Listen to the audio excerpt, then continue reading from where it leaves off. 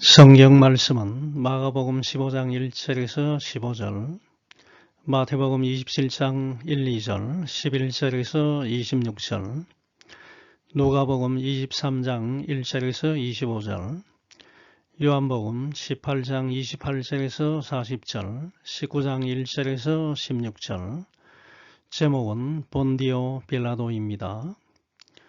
마가복음 15장 1절, 새벽에 대제사장들이 즉시 장로들과 서기관들 곧 온 공회와 더불어 의논하고 예수를 결박하여 끌고 가서 빌라도에게 넘겨주니 빌라도가 묻되 내가 유대인의 왕이냐? 예수께서 대답하여 이르시되 내 말이 옳도다 하시매 대제사장들이 여러 가지로 고발하는지라. 빌라도가 또 물어 이르되 아무 대답도 없느냐? 그들이 얼마나 많은 것으로 너를 고발하는가 보라 하되 예수께서 다시 아무 말씀으로도 대답하지 아니하시니 빌라도가 놀랍게 여기더라. 명절이 되면 백성들이 요구하는 대로 제수 한 사람을 놓아주는 전례가 있더니 밀란을 꾸미고 그 밀란 중에 살인하고 체포된 자 중에 바라바라 하는 자가 있는지라. 무리가 나아가서 전례대로 하여 죽일 요구한대 빌라도가 대답하여 이르되 너희는 내가 유대인의 왕을 너희에게 놓아 주길 원하느냐 하니 이는 그가 대제사장들이 시기로 예수를 넘겨준 줄 알미러라. 그러나 대제사장들이 무리를 충동하여 도리어 바라바를 놓아달라 하게 하니 빌라도가 또 대답하여 이르되 그러면 너희가 유대인의 왕이라 하는 이는 내가 어떻게 하랴? 그들이 다시 소리 지르되 그를 십자가에 못 박게 하소서. 빌라도가 이르되 어찌미냐 무슨 악한 일을 하였느냐 하니 더욱 소리 지르되 십자가에 못 박게 하소서 하는지라. 빌라도가 무리에게 만족을 주고자 하여 바라바는 놓아주고 예수는 채찍질하고 십자가에 못 박히게 넘겨주니라. 오늘 본문 말씀은 로마 총독 빌라도가 예수님을 신문하고 최종적으로 사형 집행을 허가한 내용을 기록하고 있습니다. 이 말씀은 마가복음 15장 1절에서 15절, 마태복음 27장 1, 2절, 11절에서 26절, 누가복음 23장 1절에서 25절, 요한복음 18장 28절에서 40절, 19장 1절에서 16절에 기록되어 있습니다. 사복음서 저자들은 자신들의 독자의 눈의 높이에 맞게 강조하는 부분을 달리하여 어떤 부분은 자세하게 작성하였고 어떤 부분은 가감하게 생략하여 널리 복음을 잘 전파할 수 있도록 기록하였습니다. 사복음서 내용을 종합하여 예수님 재판의 모든 과정을 살펴보겠습니다. 유대 종교 지도자들의 하수인들은 겟세마네 동산에서 예수님을 체포하여 전직 제사장인 안나스 집으로 데리고 갔습니다. 안나스는 예수님을 신문하였으나 어떠한 범죄의 혐의도 발견하지 못하였고 예수님을 현직 제사장이며 그의 사위인 가야바에게 보내었습니다. 가야바는 예수님에게 내가 찬송받을 이의 아들 그리스도이냐 라고 질문하였고 예수님은 내가 그니라 해고 에이미 인자가 권능자의 우편에 앉은 것과 하늘 구름을 타고 오는 것을 볼 것이다 라고 말씀하시자 가야바는 자기 옷을 찢으며 어찌 더 증인을 요구하리요 라고 말하면서 예수님에게 신성 모독죄를 덮어 씌우고 사형을 결의하였습니다. 그러나 로마 정부 식민지 상태에 있던 이스라엘의 유대 종교 지도자들에게는 사형 집행권이 없었기 때문에 유대 총독 빌라도에게 사형 집행을 요구하기 위하여 예수님을 끌고 빌라도에게 가서 예수님이 백성을 미혹하여 소란을 일으켰고 로마 황제 가이사에게 세금 바치는 것을 금지시켰으며 자칭 왕 그리스도라 한다는 정치적 반란죄를 붙여 빌라도에게 고소하였습니다. 유대 종교 지도자들은 신성모독이라는 종교적인 죄로 사형을 결의하였으나 로마 정부는 속국의 종교적인 문제는 간여하지 않는다는 사실을 알고서 빌라도에게 사형 판결을 받아내기 위하여 거짓 증거를 꾸며 정치적인 반란 제목을 붙여서 고소하였던 것입니다. 하지만 예수님은 정치적 의미에서 군종을 선동하거나 납세를 거부하거나 자칭 왕이라고 칭하신 적이 없었습니다.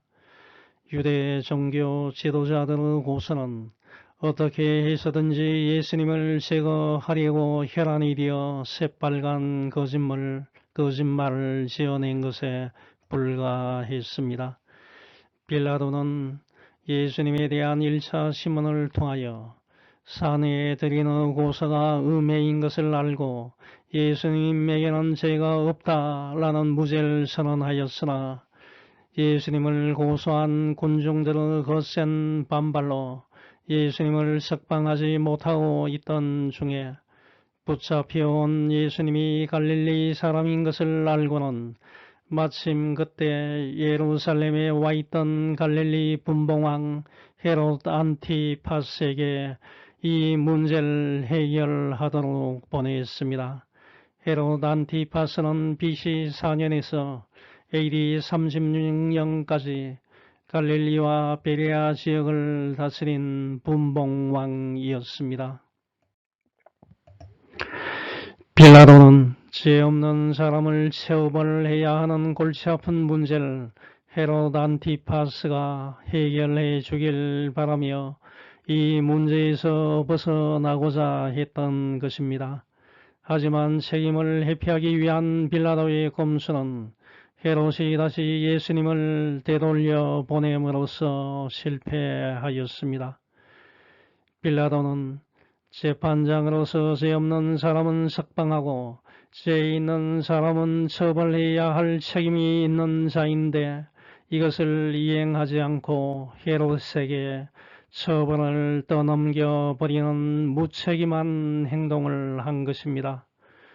빌라도의 우유부단하고 기회주의적인 행동으로 인하여 예수님은 헤롯에게 끌려가서 업신여김과 수모를 당하였고 왕이 입었던 옷과 같이 빛나는 옷을 입히고 왕이라 불리면서 헤롯과 군인들에게 희롱을 당하셨습니다. 헤롯 안티파스는 갈릴리 지역의 분봉왕으로서 세례 요한을 죽인 자이었는데 일찍이 예수님의 놀라운 이적에 대한 소문을 듣고 관심을 가지고 있었고 끌려오신 예수님을 직접 보게 되자 매우 기뻐하며 재판보다는 예수님이 베푸신 이적에 더 많은 관심을 보였습니다. 헤롯 안티파스는 그동안 말로만 듣던 초자연적인 이적을 실제로 보고 싶어 했고 예수님이 이적으로 자신을 기쁘게 해주길 기대하였으나 예수님은 어떠한 이적도 보여주지 않았습니다. 헤롯 안티파스는 궁금한 것을 이것저것 예수님께 물어보았으나 예수님은 아무 말씀도 하지 않으셨습니다. 헤롯 안티파스는 예수님을 자기가 들은 소문과는 다른 사람으로 판단하고 업신여기며 희롱하였습니다. 결국 헤롯 안티파스는 예수님에게서 특별한 제목을 발견하지 못했고 예수님을 다시 빌라도에게 돌려보냈습니다. 그리하여 빌라도는 헤롯 안티파스에게서 이송되어 온 예수님을 2차 신문하였으나 예수님에게서 사형에 해당하는 죄를 발견하지 못하여 예수님을 때린 후에 석방하겠다고 말하였으나 군중들의 반발로 거부되었습니다. 마침내 빌라도는 유대 종교 지도자들의 선동에 휩쓸린 성난 군중들의 요구에 굴복하여 폭동과 살인으로 옥에 갇힌 악명 높은 죄수 바라바를 석방하고 예수님에게 사형 선고를 내렸고 예수님은 십자가 죽음을 맞이하게 되었습니다. 바로 닷새 전에 예수님께서 예루살렘에 입성할 때 예수님을 이스라엘을 재건할 메시아로 생각하고 호산나를 외치면서 찬송을 불렀던 많은 군중들이 이제 예수님을 십자가에 못 박으라고 외치는 사람들로 갑자기 돌변하게 된 것은 사내들인 공회원들의 배후 선동에 그 원인이 있었습니다. 즉 사내들인 공회원들의 배후에 있는 사단의 조정이 있었습니다. 이것은 창세기 3장 15절에 기록되어 있듯이 사단의 세력이 여자의 후손의 발꿈치를 물 것이라는 하나님의 예언이 성취된 것입니다. 내가 너로 여자와 원수가 되게 하고 내 후손도 여자의 후손과 원수가 되게 하리니 여자의 후손은 내 머리를 상하게 할 것이요 너는 그의 발꿈치를 상하게 할 것이니라 라고 말하고 있습니다. 이와 같이 사단은 틈만 나면 할 수만 있으면 그리스도인과 예수님과의 관계를 단절시키려고 온갖 방법과 수단을 다 사용하고 있습니다. 특히 누가는 누가복음을 통하여 예수님이 죄가 없다는 사실을 빌라도를 통하여 4번, 헤롯 안티파스를 통하여 1번, 총 5번 예수님이 무죄하시다는 것을 언급하였습니다. 누가가 빌라도를 통하여 4번이나 예수님이 무죄하다는 사실을 기록한 것은 누가복음의 독자인 로마의 공직자인 데오빌로와 이방인들에게 복음에 대한 반감을 줄이고 그들의 마음을 열어 복음을 잘 전하기 위한 목적도 있었던 것입니다. 마태복음과 누가복음과 요한복음과 비교해 보면 마가복음의 저자 마가는 예수님의 재판 과정의 많은 부분을 생략하여 매우 간단하게 설명하였는데 예수님의 사형이 확정된 2가지 핵심 재판, 즉 대제사장 가야바의 판결과 로마 총독 빌라도의 최종 판결만을 기록하면 충분한 것으로 생각했기 때문입니다. 복음 전도 대상자에 따라 대상자가 처한 상황에 따라 가끔은 긴 내용을 간단하게 요약하여 핵심적인 말씀을 전하는 것이 필요할 때가 있습니다. 또 가끔은 짧은 내용이지만 그 말씀이 의미하는 바를 길게 풀어 설명할 필요가 있습니다. 복음서의 저자들인 마가, 마태, 누가, 요한은 자신들의 경험과 직업을 통하여 배운 지식을 기초로 하여 독자들의 상황에 맞게 이 상황은 길게 저 상황은 짧게 이것은 강조점을 여기에 저것은 주안점을 저기에 두는 서로 다른 문학적인 기교를 사용하여 잘 기록하였습니다. 그러므로 저와 여러분은 사복음서에 나타나는 예수님의 십자가 순환의 말씀을 반복하여 읽음으로써 전체적인 상황을 이해하고 세부적으로 파고든다면 더욱 예수님의 십자가 순환 상황을 잘 이해할 수 있고 나를 위하여 십자가 대속제물이 되신 예수님은 어떤 분이신지를 잘 알 수 있고 성령의 감동으로 벅찬 감동을 느낄 수 있고 앞으로 힘든 이 세상을 그리스도인으로서 어떻게 지혜롭게 살아갈 것인지에 대한 답을 찾을 수 있는 것입니다. 성경 말씀을 읽고 묵상할 때 때로는 기쁨의 감격이 느껴지고 때로는 한심한 나 자신을 발견하고 때로는 눈물이 나고 때로는 희망이 생기고 때로는 새로운 도전 정신을 받게 되는 것입니다. 성경에 대한 진지한 관심과 열정을 가지고 성경을 읽으면 성령님께서 진리의 말씀을 잘 깨닫고 생명을 얻게 합니다만 천박한 호기심을 가지고 성경을 읽으면 성경의 내용을 깨닫지 못하고 오해하고 허탄한 생각에 빠지게 됩니다. 어떤 분을 만나서 이야기를 해보면 믿음이 생기지 않아서 믿어지지 않아서 교회에 나갈 수 없다라고 말하는 분들이 있습니다. 로마서 10장 18절 보면 믿음은 들음에서 나며 들음은 그리스도의 말씀으로 말미암았다라고 말하고 있습니다. 어찌 성경 말씀을 읽고 듣지 않는데 어떻게 믿음이 생기겠습니까? 믿음이 생기지 않는다는 분들은 성경 말씀을 매일 한 장씩 꼭 읽어보시기 바랍니다. 그러면 시간이 얼마 지나지 않아서 잘 믿게 되실 것입니다. 오늘 본문 말씀을 통하여 나의 죄를 용서해 주시고 영원한 생명을 주시기 위하여 나 대신 십자가의 희생 제물이 되신 예수님의 제자가 되겠다고 작정하는 시간이 되면 좋겠습니다. 첫 번째, 그리스도인은 목적을 달성하기 위하여 악한 방법을 사용해서는 안 됩니다. 마가복음 15장 1절 보면 새벽에 사내들인 공회원들이 모여 의논한 후에 예수님을 결박하여 사형 집행권이 있는 로마 총독 빌라도에게 넘겨주었습니다. 새벽에 대제사장들이 즉시 장로들과 서기관들 곧 온 공회와 더불어 의논하고 예수를 결박하여 끌고 가서 빌라도에게 넘겨주었다라고 말하고 있습니다.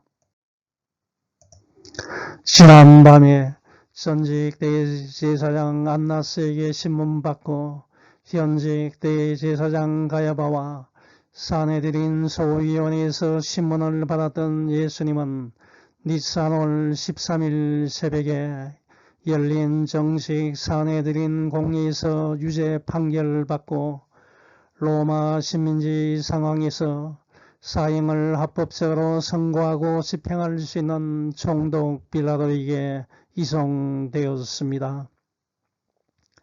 사내들인 공회는 지난밤에 예수님을 죽이기로 이미 결정하였는데 서둘러서 다시 새벽에 모여 의논한 이유는 규정상 사내들인 공회는 낮에 열려야 하는데 해가 진 이후에 열렸기 때문에 절차상 하자를 피하기 위하여 날이 밝자마자 새벽에 사내들인 전체 회의를 소집하여 예수님에 대한 유죄 판결을 공식적으로 내렸고 그 이후에 빌라도 총독에게 이송하였던 것입니다.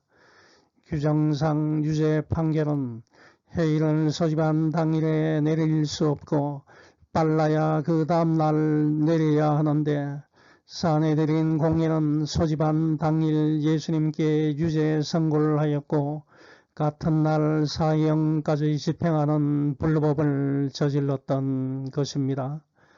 이것은 유대 종교 지도자들이 유월절이 시작되는 14일 이전에 예수님을 죽이고 장사하는 모든 절차를 마치고자 했기 때문입니다. 예수님을 넘겨받은 빌라도 총독의 정식 이름은 본디오 빌라도입니다. 그는 AD 26년 로마의 2대 황제인 디베리오 가이사 티베리우스 시저에 의해 유대 사마리아 이두메 지역의 총독으로 임명을 받았습니다. 그의 사령부는 가이사랴에 있었지만 빌라도는 실질적 유대의 수도이며 종교 행사가 자주 열렸던 예루살렘을 자주 방문하였습니다. 빌라도는 반유대적 성향을 가졌고 포악하고 무자비한 사람이었습니다. 그는 자신에게 주어진 권한을 지나치게 행사하여 사마리아 대학살 사건을 일으켜 AD 36년에 부임한 지 10년 만에 파면되었고 전설에 의하면 비엔나로 추방당하여 2년 후에 칼로 자결하였다고 알려지고 있습니다. 빌라도는 예수님 죽음에 대한 실제 책임자이면서 책임을 회피하기 위하여 손을 씻는 등 처세술에 능한 지조 없는 정치가였고 민중의 폭동을 막고 유대 종교 지도자들과 갈등을 피하고자 그의 아내의 지혜로운 조언과 자신의 양심을 외면하는 잘못된 판단을 하여 무죄한 예수님을 죽인 책임자로 규정되어 사도신경에서 고백되어지는 바와 같이 2000여 년 동안 그리스도인들에 의해 저주의 대상이 되는 역사상 가장 치욕스러운 사람이 되었습니다. 마가복음 15장 2절, 마태복음 27장 11절 보면 빌라도 총독이 예수님께 내가 유대인의 왕이냐? 헬라어 시에이호 바실리우스 톤 이우다이온이라고 질문하자 예수님은 내 말이 옳도다 라고 대답하였습니다. 마가와 마태는 빌라도가 이러한 질문을 한 배경을 생략하고 바로 빌라도의 질문을 기록하였지만 누가복음의 저자 누가는 왜 빌라도가 이러한 질문을 하였는지를 설명하고 있습니다. 누가복음 23장 1, 2절 보면 산헤드린 공의원들이 예수님을 빌라도에게 넘겨줄 때 예수님을 백성을 미혹하여 소란을 일으키고 로마 정부에 대한 납세를 거부하고 스스로 왕이라고 선언하였다는 정치적 반란자로 고소하였습니다. 무리가 다 일어나 예수를 빌라도에게 끌고 가서 고발하여 이르되 우리가 이 사람을 보매 우리 백성을 미혹하고 가이사에게 세금 바치는 것을 금하며 자칭 왕 그리스도라 하더이다 라고 말하고 있습니다.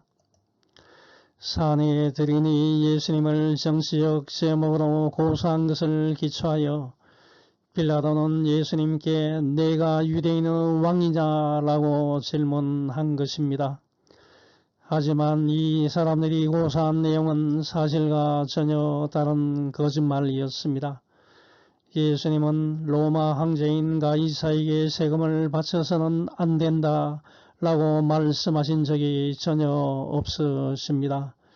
마태복음 22장 21절 보면 예수님은 세금 낼 돈의 형상과 글귀를 보시면서 가이사의 것은 가이사에게 하나님의 것은 하나님께 바치라고 말씀하셨습니다. 요한복음의 저자 요한은 빌라도가 1차로 예수님을 신문하는 상황을 더욱 자세하게 기록하였습니다.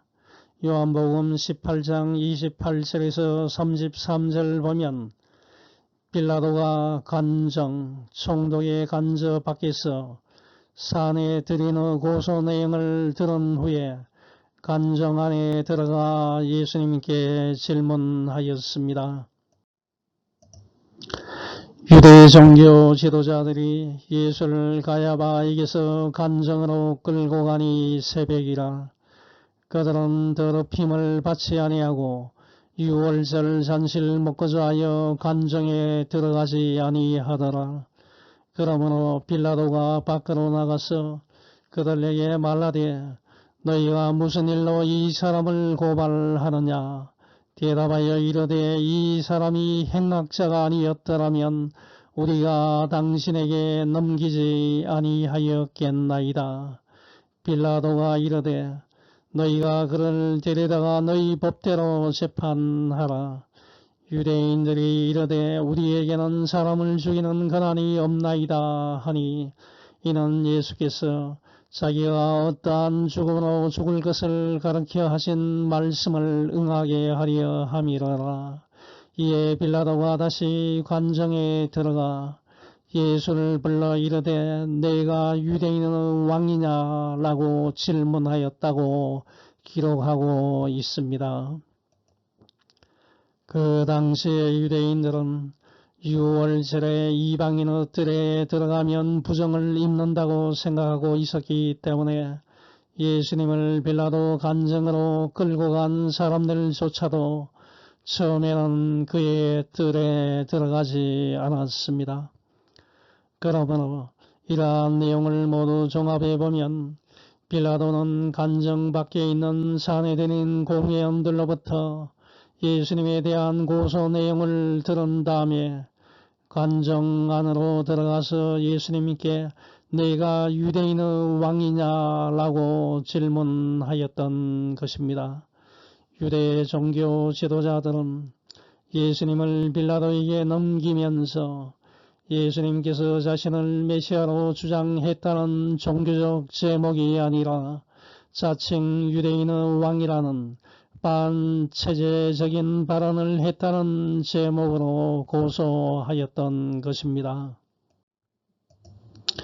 만일 사내들인 공회원들이 예수님은 자신이 메시아이다 라고 주장한다는 신성모독죄로 고소했다면 빌라도는 종교적인 문제에 개입하지 않았기 때문에 예수님의 신문에 응하지도 않았을 것이므로 제목을 바꾸어서 빌라도에게 고소하였던 것입니다. 빌라도 질문에 예수님은 내 말이 옳도다. 즉 내가 말하고 있다. 내가 말하고 있는 그대로이다 라고 대답하셨습니다. 빌라도는 유대인의 왕, 즉 예수님께서 유대 지방을 다스리는 정치적인 왕인지를 질문하였지만 예수님께서 대답하신 내가 왕이다 라는 말씀은 사람들의 죄를 사해 주시고 사람들에게 영원한 생명을 주시는 하나님 나라에서 왕이 되심을 말씀하신 것입니다. 빌라도가 유대인들에게 예수님을 신문하였으나 어떠한 죄도 찾지 못했다고 말하자 마가복음 15장 3절에서 보듯이 대제사장들이 다시 여러가지 제목으로 예수님을 고발하였습니다. 대제사장들의 계속되는 비방과 모함에도 불구하고 아무런 대답도 없으신 예수님에게 빌라도는 변호의 기회를 주었으나 예수님은 한마디도 대답하지 아니하셨고 이 모습을 보고 빌라도는 놀랍게 여겼습니다. 일반적으로 모든 죄수들은 자신에게 불리한 법정 증언에 대항하여 반박을 하는데 예수님은 전혀 그러한 모습을 보이지 않자 많은 재판을 진행하였던 빌라도는 이것을 매우 이상하게 여겼던 것입니다. 하지만 예수님은 십자가 고난을 짊어지시길 원하시는 하나님의 뜻을 아셨기 때문에 아무런 변명 한마디조차 하지 않으시고 묵묵히 계셨던 것입니다. 마태복음 27장 18절 보면 이러한 모습을 보면서 빌라도는 예수님께서 유대 종교 지도자들의 시기로 고소당한 것을 확신하였습니다. 이는 빌라도가 그들의 시기로 예수를 넘겨준 줄 알았다라고 기록하고 있습니다. 마가와 마태와 요한은 기록하지 않았지만 누가복음 23장 6절에서 12절 보면 빌라도는 유대 종교 지도자들의 강교한 생각을 알고 이 사건을 회피하고자 예수님이 갈릴리 사람인 것을 알고서는 예수님을 고소한 이 사건이 정치적인 사건이 아니라 유대인 내부 종교 문제라고 판단하여 지금 6월절 맞이하여 예루살렘에 와 있는 갈릴리 분봉왕 헤롯 안티파스에게 예수님을 이송시켰습니다. 빌라도가 듣고 그가 갈릴리 사람이냐 물어 헤롯의 가나라에 속한 줄 알고 헤롯에게 보내니 그때 헤롯이 예루살렘에 있더라. 헤롯이 예수를 보고 매우 기뻐하니 이는 그의 소문을 들었으므로 보고자 한지 오래였고 또한 무엇이나 이적 행함을 볼까 바랐던 용고더라. 여러 말로 물으나 아무 말도 대답하지 아니하시니 대제사장들과 서기관들이 서서 힘써 고발하더라.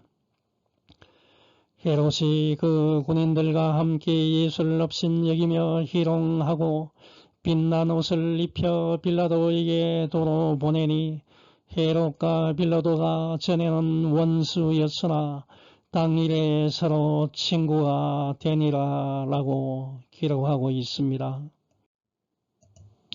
헤롯 안티파스는 예수님의 고소 사건보다는 예수님께서 베푸신 기적에 더 많은 관심을 보였고 예수님을 신문한 결과 아무런 죄도 찾을 수 없었고 그리하여 다시 예수님을 빌라도에게 돌려보냈습니다. 마태복음 27장 19절 보면 빌라도의 안에는 재판석에 앉아있는 빌라도에게 사람을 보내어서 예수님을 정죄하지 말고 석방하라고 요청하였습니다.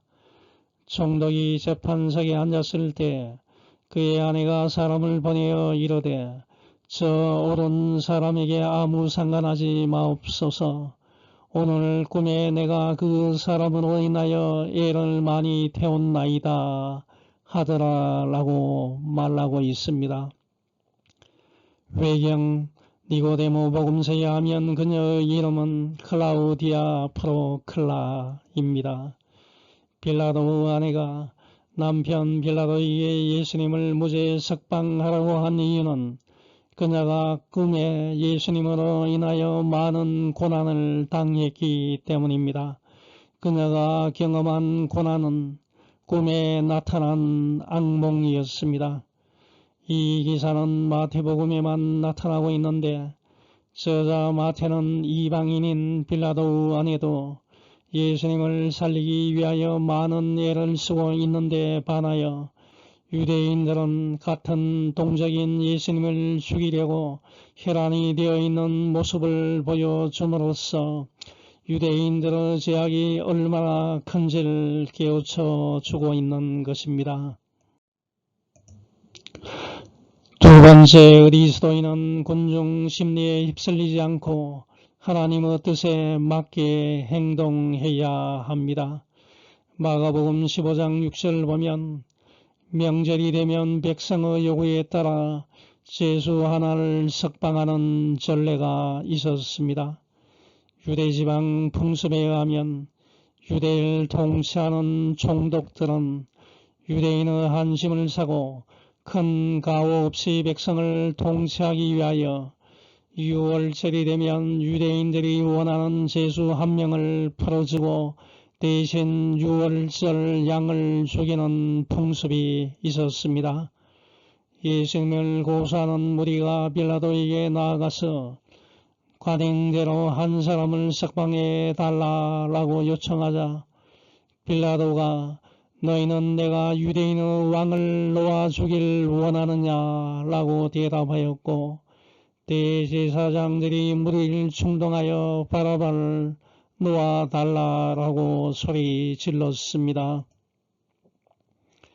여기에 등장하는 바라바는 밀란을 꾸미고 살인하는 등 로마 정부에 대하여 반란을 일으켰다가 체포된 열심당원 혹은 혁명가이었습니다.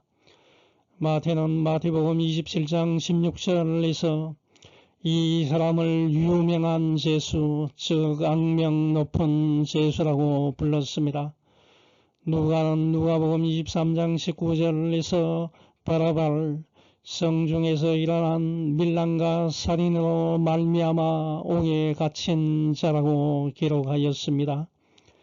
백성들은 유대 종교 지도자들의 사주를 받은 사람들의 선동을 받았고 아무런 저항 없이 체포되고 빌라도 재판석 앞에 서 있는 나약한 예수님에게서 더 이상 메시아로서의 흔적을 찾을 수 없게 되자 실망하여 비록 사람들 죽이기는 했으나 민족 해방을 위하여 폭동을 일으킨 바라바를 석방 대상자로 선정하여 바라바를 놓아달라고 아우성 쳤던 것입니다.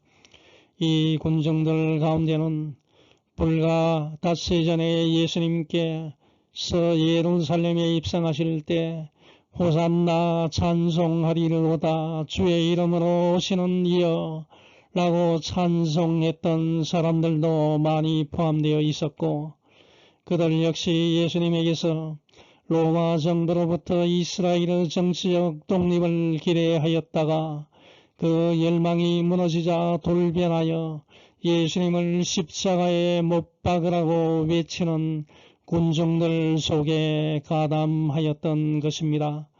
불과 닷새 전에 예루살렘에 입성하시는 예수님께 찬송과 영광을 돌렸던 사람들이 이제 예수님을 십자가에 못 박으라고 외치는 사악한 사람으로 돌변하였다는 사실은 인간은 자신이 처해진 환경과 상황에 따라 하루아침에 자신의 입장을 바꾸는 연약하고 사악한 존재임을 보여주고 있습니다.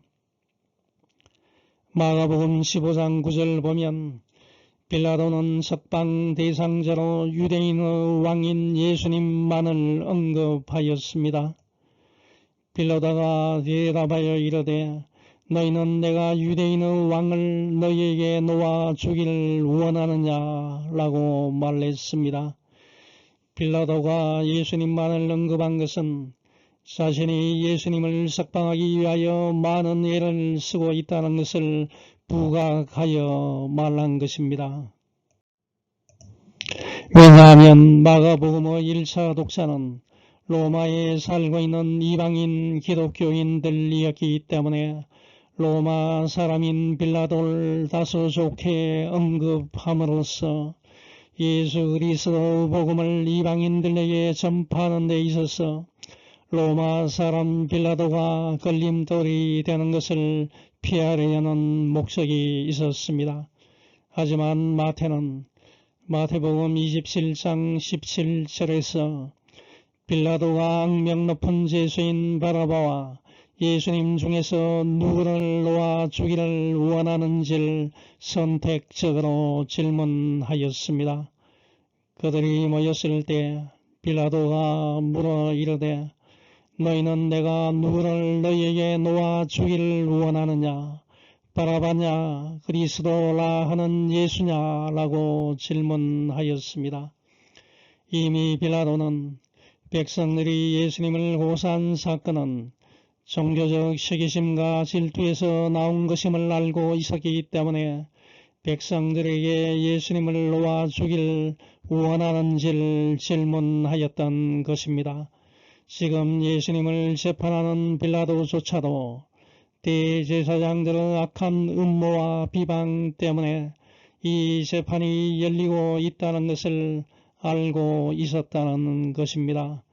정확하게 빌라도는 이 재판은 예수님과 관련한 정치적인 문제 때문이 아니라 종교적인 문제이며 유대 종교 지도자들이 자신들의 지위가 약화되는 것을 두려워하여 예수님을 제거하기 위하여 고소한 사건이라는 것을 파악했습니다만 소신껏 법과 양심에 의한 재판을 진행하지 못했습니다.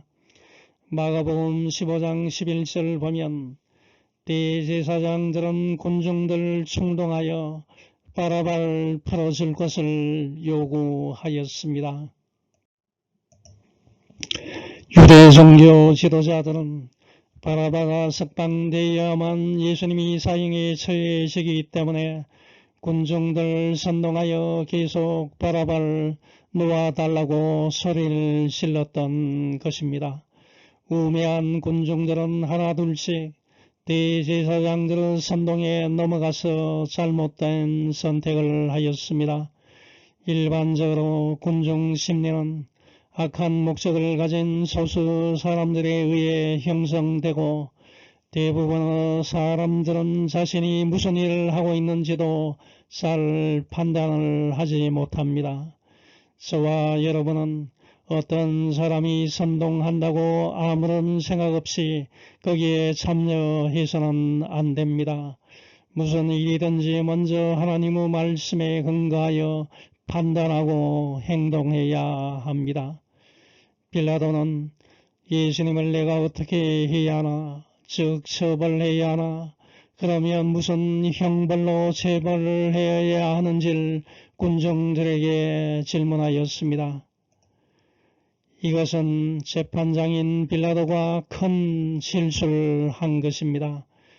빌라도는 재판장으로서 자신의 소신과 양심을 버리고 군중들의 의견을 묻지 않아도 되는데도 불구하고 지금 군중들에게 판결을 맡긴 꼴이 되었습니다. 왜 빌라도가 이 중요한 순간에 이런 우유부단하고 군중들 무서워하는 태도를 보였습니까? 두 가지를 생각할 수 있습니다. 첫 번째, 유대인들에게 만족을 주지 못할 경우에 발생할 수 있는 폭동을 걱정하였기 때문입니다. 마태복음 27장 24절 보면 빌라도가 아무 성과도 없이 도리어 밀란이 나리는 것을 보았다라고 기록하고 있습니다. 두 번째, 유대 군중들이 예수님을 로마 정부에 반길던 자칭 유대인의 왕이라는 제목으로 고소하였는데 만일 빌라도가 자기 뜻대로 판단하여 예수님을 처형하는 판결하지 않는다면 유대 종교 지도자들과 군중들이 빌라도를 로마 황자에게 고소하면 유대 총독 자리에서 해임당할 수도 있다는 걱정을 했기 때문입니다. 군중들은 예수님을 십자가에 못 박으시오라고 더욱 소리를 질렀습니다. 군중들 중에는 대제사장의 하수인들과 돈으로 매수된 사람들도 있었고 예수님이 예루살렘에 입성하실 때 환호하고 찬송하였던 사람들도 있었을 텐데 그들은 모두 예수님을 십자가에 못 박으라고 크게 소리 질렀습니다.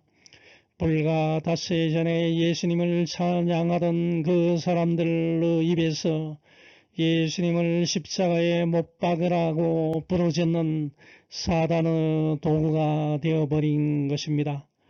한편 십자가 형벌은 로마 시대 때 속국을 다스리는 총독들이 행하던 가장 잔인한 처형 방법이었습니다. 십자가 처형 방법은 먼저 피가 날 때까지 심하게 매질 가한 후에 죄인으로 하여금 자신이 달릴 십자가를 직접 메고 처형장에 가게 했고 사지 두 팔과 두 다리를 십자가에 묶어 매단 다음에 큰 대못으로 사지를 못질하고 십자가에 매달렸을 때 손과 발이 체중으로 인하여 찢어지지 않도록 하기 위하여 엉덩이를 걸칠 만한 작은 나무를 십자가의 수직 말뚝 중간에 만들었습니다. 십자가 형벌은 심한 매질로 인한 상처와 못 박힌 곳에서 나오는 찢어질 듯한 고통과 참을 수 없는 목마름 속에서 구경꾼들이 퍼붓는 야유와 욕설을 받으면서 서서히 죽어가는 가장 잔인한 처형 방법이었습니다.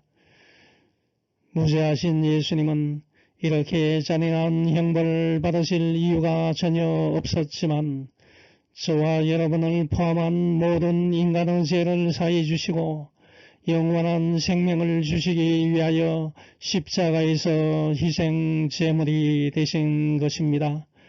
이제는 예수님의 십자가 죽으심으로 인하여 저주 상징인 십자가가 영광스러운 기독교의 상징이 되었으며 죄와 어둠으로 가득 찬 세상을 밝히는 희망의 빛이 된 것입니다. 마가복음 15장 14절 보면 빌라도는 예수님을 십자가에 못 박으라는 군중들의 요구가 정당하지 않다고 생각하여 예수님이 십자가 처형을 당할 만한 죄를 범했는가 그 증거를 대라고 요구했습니다. 빌라도가 이르되 어찌미냐 무슨 악한 일을 하였느냐 하니 라고 말하고 있습니다. 이미 정상적인 평정심을 잃어버리고 양심마저 마비가 되어버린 군중들은 빌라도의 이러한 요구를 무시하고 더욱 큰 함성으로 예수님을 십자가에 못 박으라고 소리를 질렀습니다. 결국 빌라도는 무리에게 만족을 주고자 바라바는 놓아주고 예수님은 채찍질하고 십자가에 못 박히게 넘겨주고 말았습니다. 예수님의 십자가 처형을 요구하는 군중들의 기대를 저버릴 경우에 발생할 수 있는 폭동을 걱정하고 로마 정부의 반역자를 처벌하지 않았다는 신고를 두려워하여 빌라도는 예수님에게 사형 선고를 하고 말았던 것입니다. 누가복음 23장 23절 보면 빌라도가 예수님에게 사형 선고를 하게 된 것은 군중들의 소리에 젖기 때문이라고 기록하고 있습니다. 그들이 큰 소리로 재촉하여 십자가에 못 박힐 구하니 그들의 소리가 이긴지라 라고 말하고 있습니다. 빌라도는 재판장으로서 법과 양심에 따르지 않고 대제사장들에게 선동되어 사납게 날뛰는 군중들의 사악한 소리를 따르고 말았던 것입니다. 누가복음 23장 22절 보면 빌라도는 예수님을 놓아주고자 4번이나 이 사람이 무슨 악한 일을 하였느냐 나는 그에게서 죽일 죄를 찾지 못하였나니 때려서 놓을 것이다 라고 말하였습니다. 마태복음 27장 24절 보면 빌라도는 아무 성과도 없는 공연한 짓을 한다는 생각이 들었고 오히려 폭동까지 일어날 것 같아서 예수님의 사형 선고에 대하여 자신은 무죄하고 책임이 없다는 것을 확실히 하기 위하여 흥분하여 사납게 날뛰는 군중들이 보는 앞에서 물을 떠다 손을 씻었고 나는 이 사람의 죽음에 대해서 죄가 없어 이것은 여러분이 책임을 져야 할 일이요 라고 말하였지만 그 이후 기독교인들이 암송하는 사도신경의 한 구절 본디오 빌라도에게 고난을 받아 십자가에 못 박혀 죽으시고를 통하여 영원히 정죄되는 인물이 되고 말았습니다. 나는 무죄하니 너희가 당하라 라는 빌라도의 말에 흥분하고 가격한 유대 백성들은 예수님의 피가 자신들과 자신들 후손들 위로 쏟아져도 아무런 상관이 없다는 듯이 예수님의 피를 우리와 우리 자손에게 돌릴지어다 라고 대답하자 빌라도는 바라바를 놓아주고 예수님은 채찍질하고 십자가에 못 박히게 넘겨주었습니다.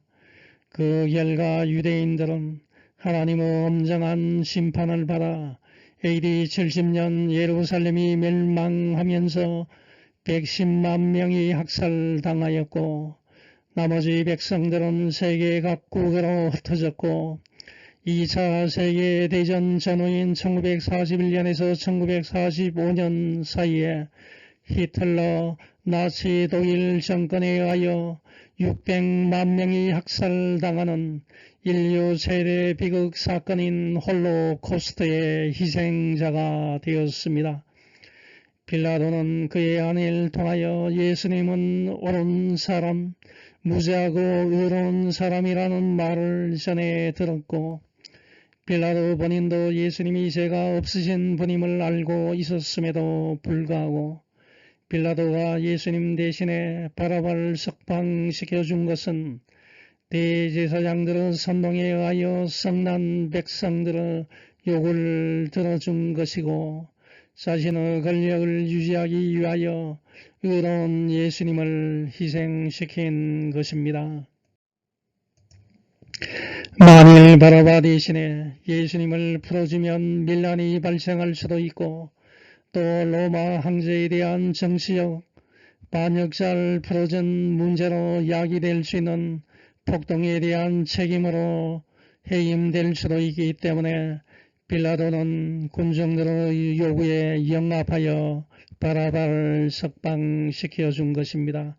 여기에 빌라도의 죄가 큰 것입니다.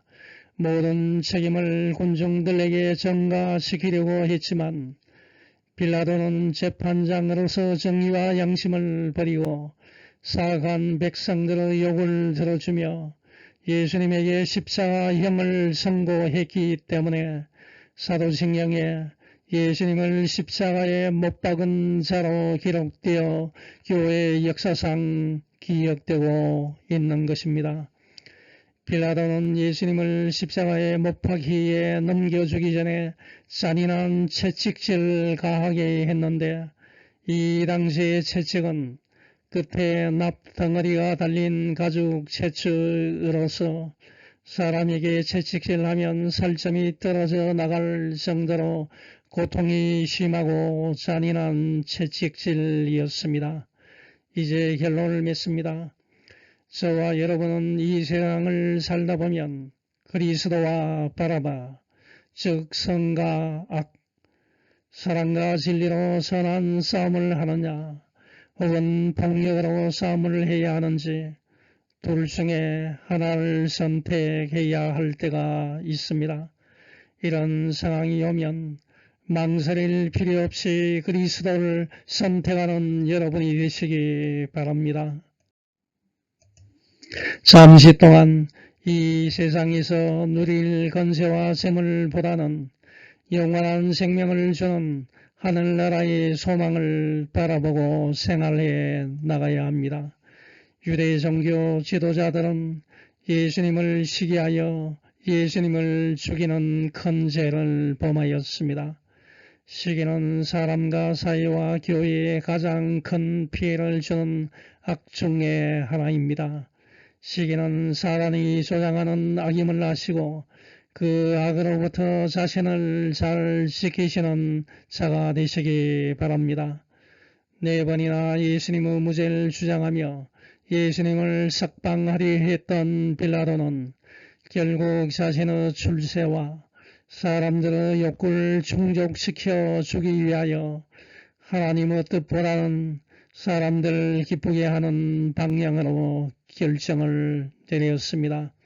이 세상을 살아가면 하나님의 뜻과 사람들의 뜻이 맞지 않을 때가 많이 발생합니다. 이런 순간이 오면 어리석게 양자간의 타협점을 찾으려고 애쓰지 말고 하나님을 기쁘시게 하는 결정을 하는 여러분이 되시길 축원합니다. 아멘. 하늘에 계신 하나님 아버지, 지난 한 주간의 삶을 지켜주시고 인도해 주심에 감사합니다. 이제 날씨가 쌀쌀한 겨울로 접어들었습니다. 날마다 건강하고 하늘의 소망을 바라보고 생활하게 해 주옵소서. 소기의 목적을 달성하기 위하여 악한 방법을 사용해서는 안 됨을 명심하고 군중 심리에 휩쓸리지 않고 하나님의 뜻에 맞게 행동하며 살아가게 해 주옵소서. 예수님의 이름으로 기도합니다. 아멘.